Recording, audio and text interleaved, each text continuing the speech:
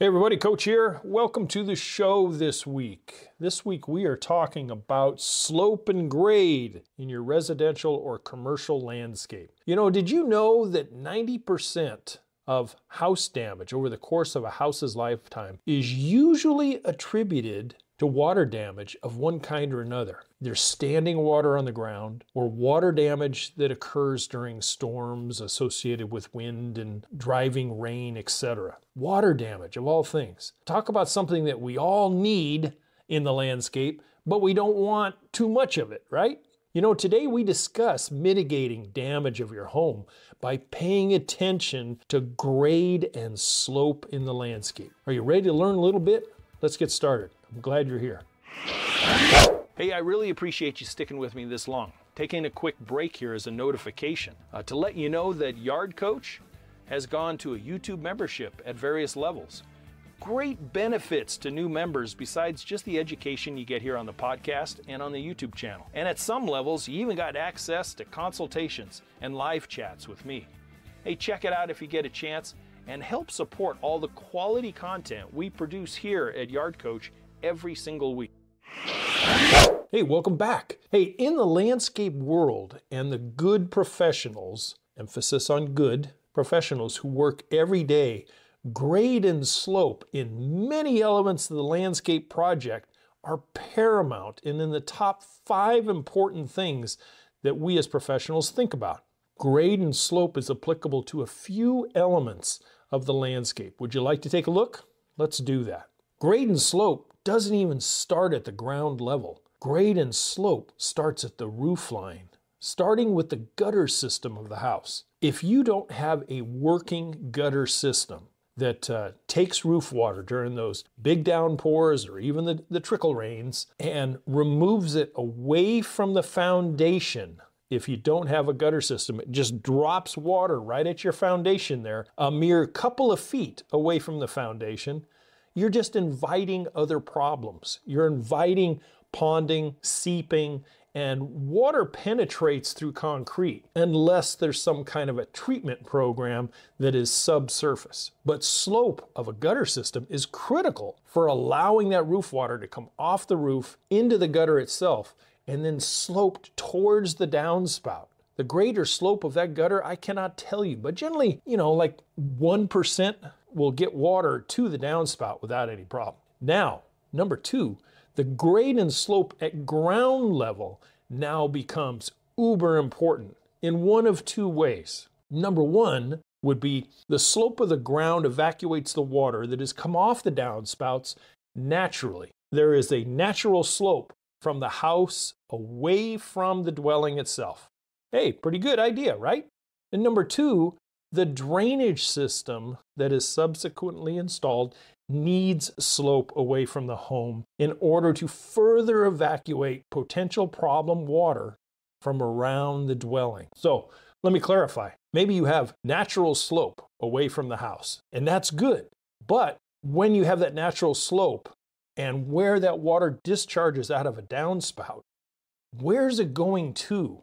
And is there so much water that comes off your downspout that you start to have erosion problems as a result? And has your downspout been constructed in such a way that the water doesn't just come off the roof line, down the downspout, and just boom, right there at the foundation, and you haven't extended that water away? Very, very important. But if you live in a flat area and you have very little or no slope, you're going to have to figure out a way to get that water away from your house and away from the area which generally involves planting beds and walkways, driveways, etc. You're going to try to get it at least 20 feet away from the foundation or whatever holds your house up, okay? So think of that. 20 feet is a minimum. Now, if you do decide to do an underground drainage system, slope again comes into it. We want to have the ability for the water to enter the drainage system and have enough slope so that it is evacuated away. You can't have a great gutter system and then put it in a drainage system that is flat as a board and it just fills up and maybe eeps out at the terminal end instead of flowing out at the terminal end. So when you're thinking about constructing a project like that, or you're having somebody do it, pay attention to what you're doing or what that professional or handyman is doing and make sure that there's some slope involved. It's very easy for a lazy person not paying attention just to throw a trencher or a pick and shovel in, trench out a few feet, throw some pipe in, and hey, I'm good, okay? Even though there's some hydraulic pressure gradients involved, you don't want that system backing up to the downspout and then, maybe because of poor maintenance or whatever, it just starts bubbling out at the downspout rather than out at the terminal end. So with the proper slope, the distance for drainage systems could be, I like 20 feet as a minimum, but it could be only 10 if that's what you have, or it could be further, depending on your personal application of what the problem might be.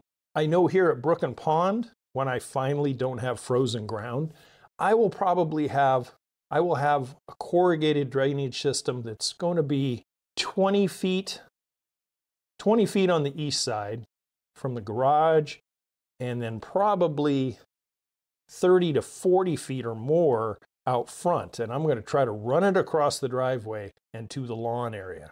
So I'm going to have a little bit of distance involved. So what about other kind of drainage systems and grade and slope application? Here's the third one, and that is hillside stabilization.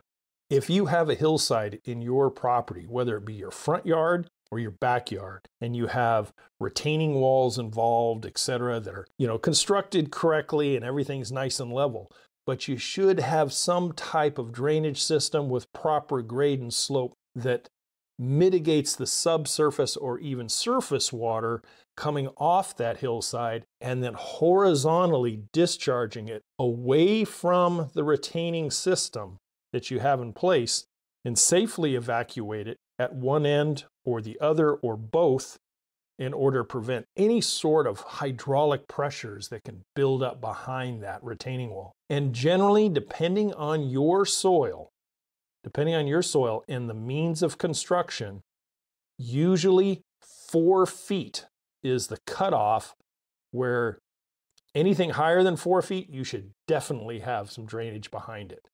Lower than 4 feet depends on what your annual rainfalls are, how steep of slope, how long the slope is, so how much water could potentially be coming down there, and then think about a minimum of a 3-inch drain pipe, a perforated drain pipe, sleeved in a geotextile fabric and buried in gravel behind it, and then sloped correctly horizontally behind the wall to an evacuation point. Okay, let's think about a fourth application.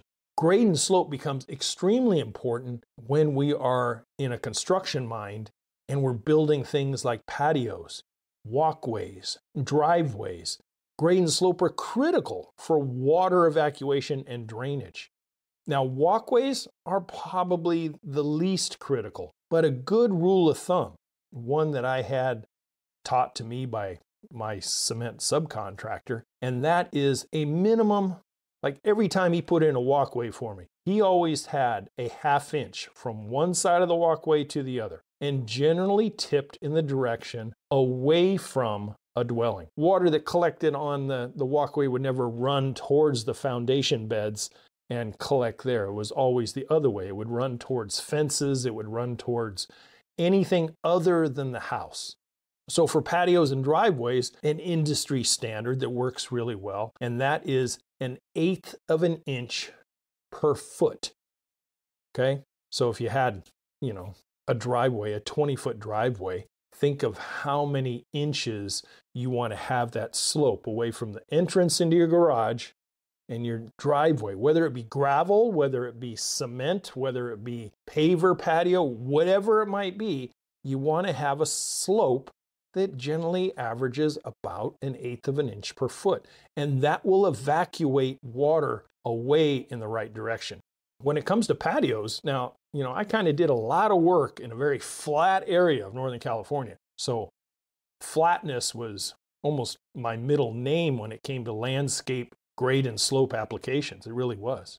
So if you're doing something like a driveway application and you just can't, it's going to look really weird if you have a driveway that slopes if you're doing a big driveway apron or you're doing a larger patio area and you're flat as a board and you start trying to apply 1/8 of an inch per foot, then you know darn well that your patio way out at the end is going to be sunken down 2 or 3 inches, and it's just going to look funky because you got this patio that's sitting below grade down there. There are other ways to mitigate that, and what I would suggest is maybe go something like somewhere between 0 and 1/8 inch, somewhere a 32nd or a 16th or something, and then make the center of that driveway apron or patio pour or whatever it might be, make the center of that a drain collection point, and you put a drain in there, and then all the sides, all 4 sides or whatever you've created,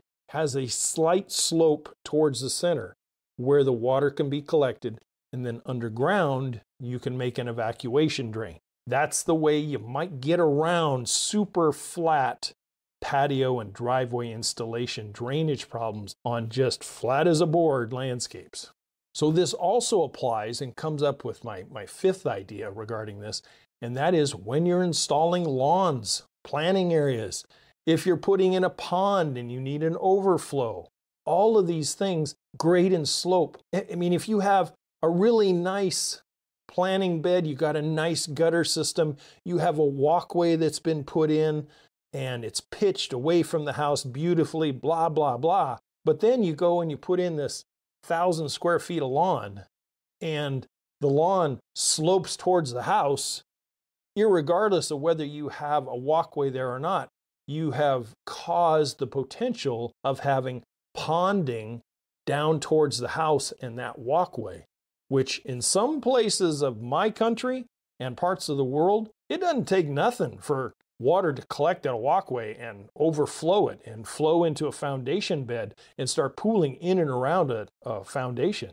I mean, a couple inches of water in a matter of a few hours, which is very capable in parts of my country, can flood out that area. So you have to consider when you're doing these landscapes DIY or you're monitoring the professional that you've hired, make sure that grade and slope, or if grade and slope cannot be achieved, that some form of drainage capture, some form of water capture can be implemented.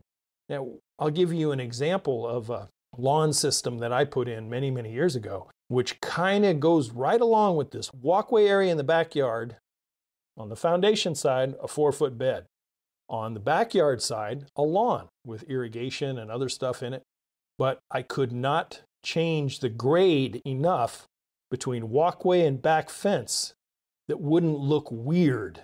You know, you would have a fence line, and then you'd probably have a 6-inch drop before you could get slope away from the walkway to the back fence. I mean, it would look really out of proportion as far as grade change application. So what I did was we tilled, prepared, installed irrigation, and then I did a perforated drain right along that walkway that connected into the permanent drain system for the roof line, and any water that came down the lawn towards the walkway would be captured in the 6-inch drain basins and evacuated around and eventually out the side of the house and out to the street.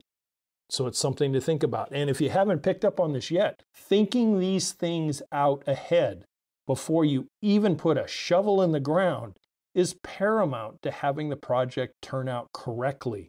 You have to be able to identify the problem in the first place, diagnose it, plan a corrective measure, and then implement or execute that corrective measure so you get the result that is needed and wanted. Here's another grade and slope problem that I have seen a lot over the years, and that is poorly installed or not maintained irrigation valve assemblies and pressurized lines coming into those valve assemblies, and how they'll sit there and develop freeze cracks or joints that have come apart for one reason or another. They weren't obviously blown out for the winter, and you come back and there's freeze cracks and damage, and then nobody knows, and it sits there for days or weeks or longer, and you end up with this soaking swamp area at the corner of a house that maybe is somewhat concealed from view by shrubbery or mulch or stone or something, and nobody notices it for a very long time. And all of a sudden you have foundational problems, or you have wicking into siding, and you're going, what the hell is going on? And you go out there and take one step towards your valves and you sink in this pit that you didn't even know was there. And that's why monthly inspections, especially in the springtime after you've had, winter, you turn things on and you inspect before you even turn them on and make sure that everything looks good. And then as you turn them on, you're inspecting, making sure we don't have cracks and leaks and all that other stuff that goes along with it. So all of this being said, all of this grade and slope and everything, is this a DIY homeowner thing, or is this professionals only club?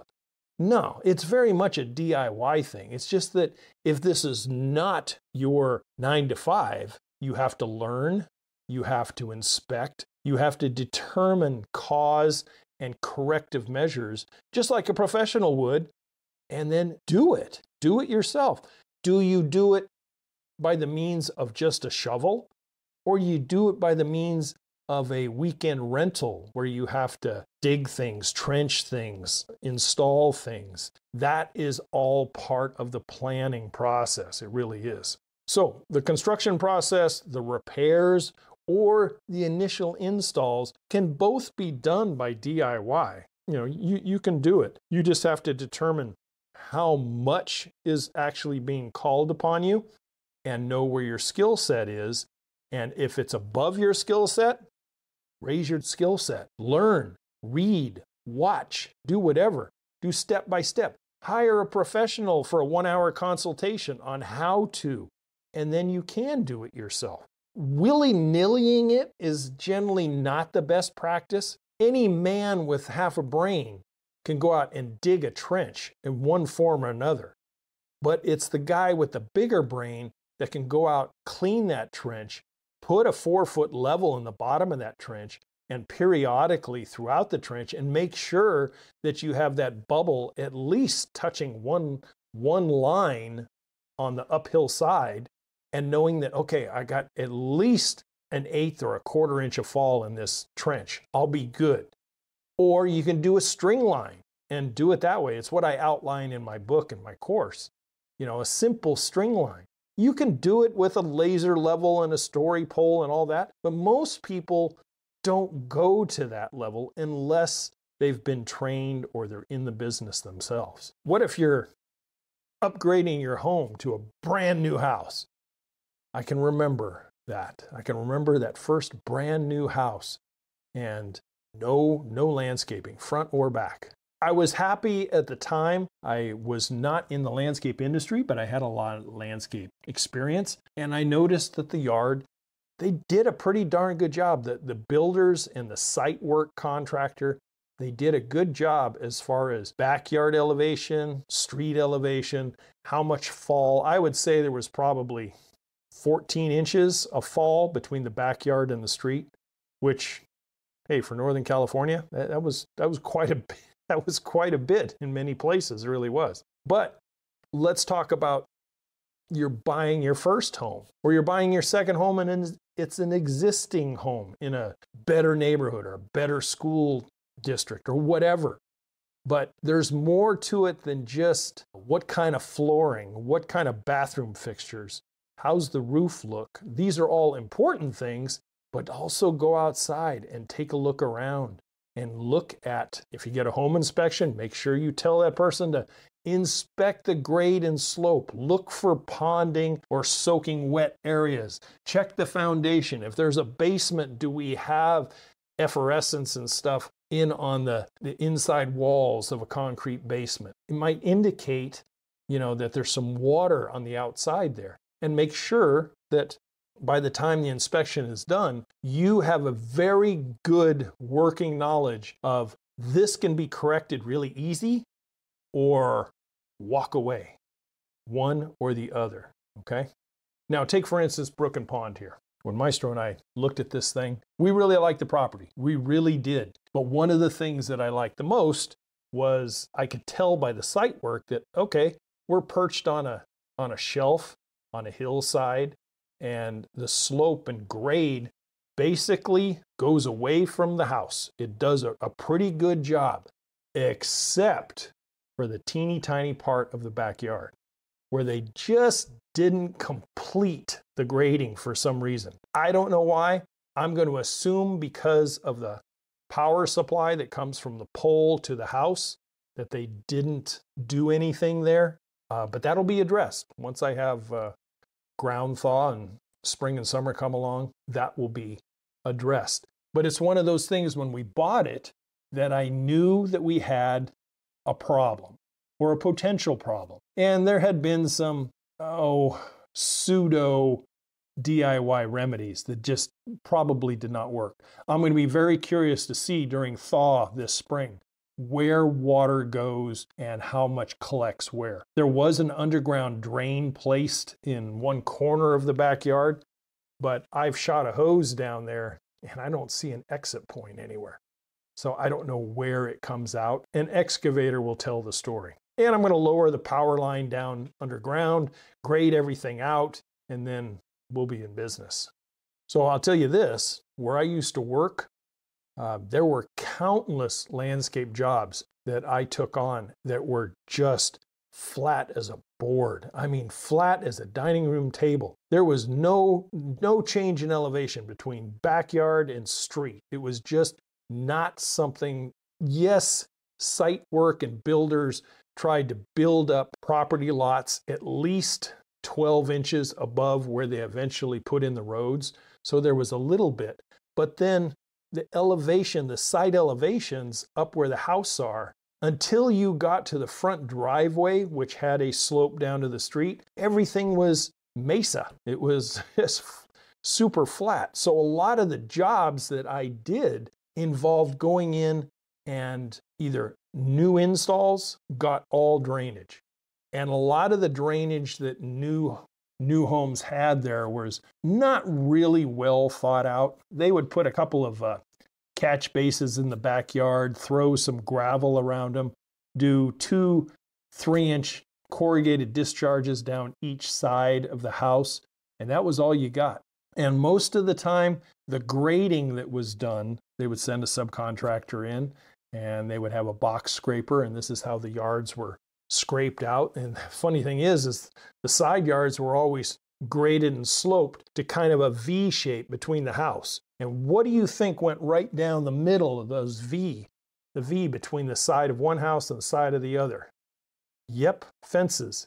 And what are the first things that used to rot out in people's residential yards and succumb to post rot and stuff? Those fences wouldn't last a decade and they'd be rotted out because of the way that the places were graded. Now the backyard back fences, they always had just a slight bit of elevation, and they lasted a lot better than the side fences. But a lot of my jobs that I did involved mitigating or renovating existing grades, or if I couldn't mitigate the grade, then I would have to install various drainage systems. And I can remember the most serious one I ever did. It was in a development that this one particular house was kind of in a bowl for the block. And a big rain event, which Northern California doesn't get a lot of, but this particular one, I think there was a 2-inch rain event, and the whole surrounding block kind of drained towards my customer's backyard. And it was so bad that his backyard flooded. It flooded up to the patio. It came over the patio and towards the family room slider. It came up to the family room slider, and it was as that was rising that he had to go to the city courtyard and get sand and sandbags, and he had to run to the rental company and get a utility pump, and he ran a utility pump for 12 hours of pumping water away from his patio and out and around and out to the street. So my phone rang. Fortunately, it did not go into the family room and cause any sort of damage, but my phone rang the week later, and when I came over, things had dried out pretty much. And I told him, I said, I can see the problem. I said, you're in a bowl here and you're going to have to address this, but in a very, very big way. And he says, whatever it takes. I do not want to have to go through what I went through this past week. And I said, okay, here's my plan. My plan was to trench the entire back foundation and patio of his home where all the water would be coming down. And then we would put in a perforated drain system.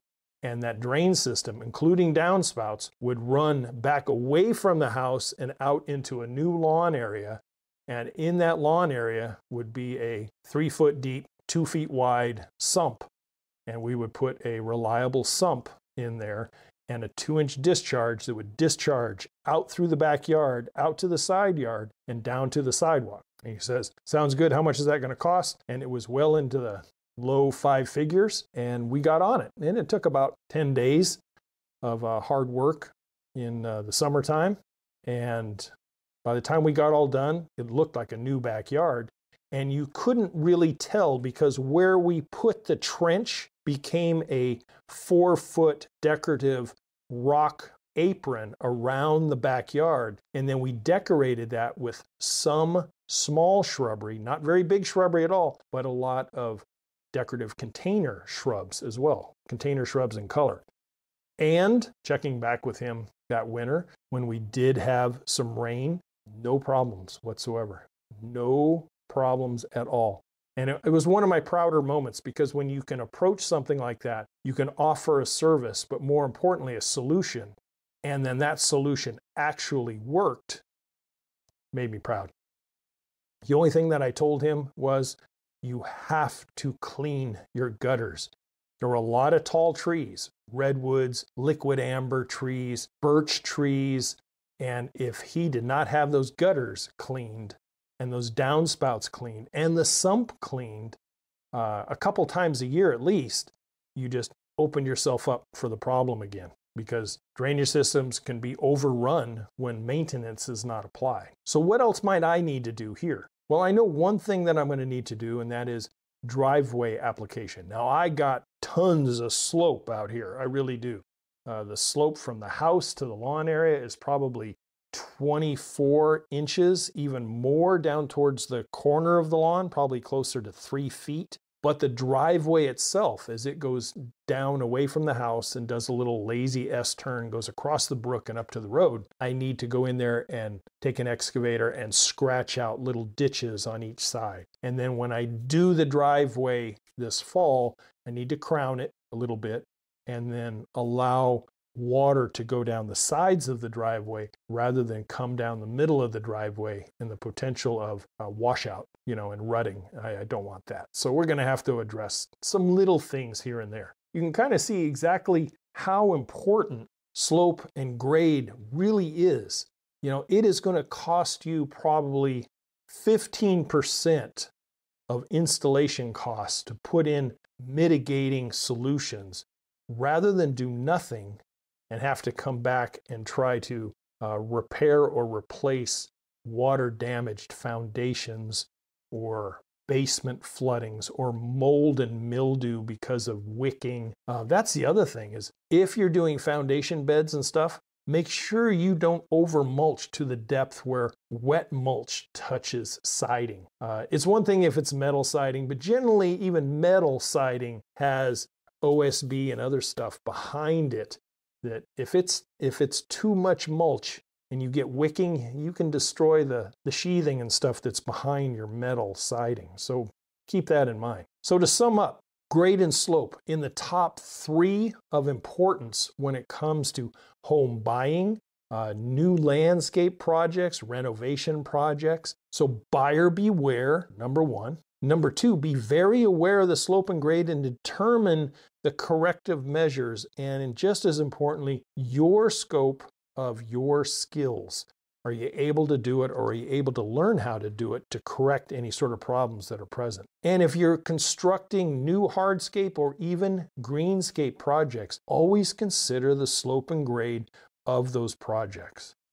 Another one is if slope and grade is not present, consider mechanical means to evacuate and mitigate water problems in the form of sump basins and sump pumps. A lot of people don't know that they're out there. They know about the one in their basement, but they don't know that they could do it outside. So consider those things as well. And if you're thinking about doing a renovation project, front yard or backyard, just because you're doing lawn or just be doing your raised beds or whatever, make sure you always consider that you have water mitigation in mind and that slope and grade are correct. You don't want to do all the hardscape and everything is honky-dory, but you've evacuated the water away from your dwelling out on the lawn and it has nowhere to go.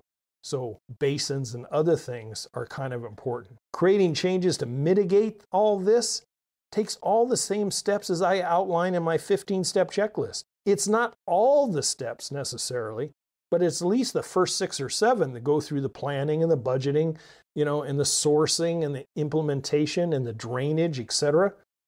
And then you have to repair and replace green stuff that may get disturbed as a result of these projects. So taking these extra steps of inspecting and diagnosing and correcting the problems is what you need to do for the preservation of the very expensive home that you've invested in.